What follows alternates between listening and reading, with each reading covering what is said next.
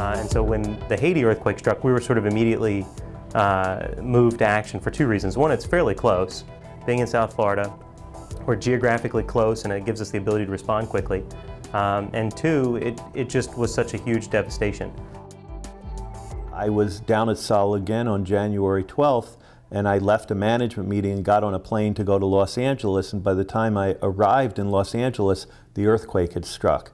But even more amazing, I got an email from our president who had already started mobilizing, and I think that was about the proudest moment that I've had in maybe my 20 years involved with Seoul. There was no electricity. There was no electricity. So it was very important, especially in the hospitals. Solar power permitted to continue working 24 hours a day. So the activities didn't stop at 6 o'clock in the afternoon. And you are able to double your effort trying to rescue and trying to save lives. Because as you can see, we have the tents and we wanted to control people that comes and go out from the shelter because we have a problem with thief.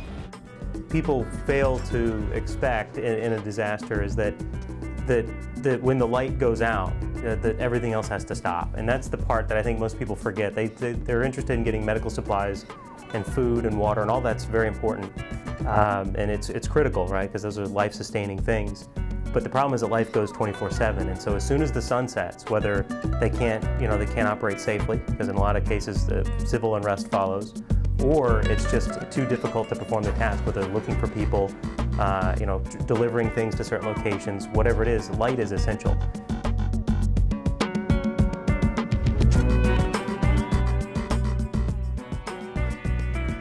As Seoul Inc. concluded its country mission, their team ascended 7,000 feet with the UN relief effort to transform a remote refugee and medical mission by way of a very special delivery.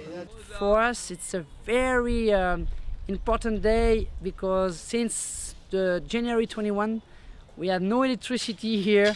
So to have some electricity tonight, that would be a very great point.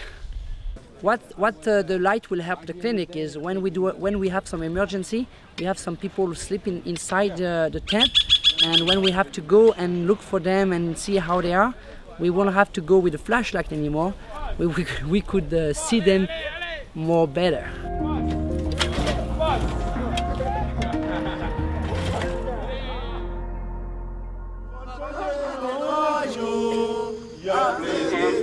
From the busy streets of Port-au-Prince to remote regions on mountaintops, solar lights shine brightly, bringing hope and stability to Haiti's rebuilding effort.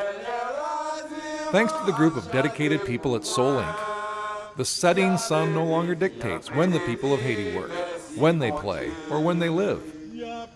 And for the dedicated volunteers, doctors, nurses, aid workers, and especially the Haitian people, there is a genuine appreciation for the power and brilliance of solar lighting. Reliable, renewable, remarkable.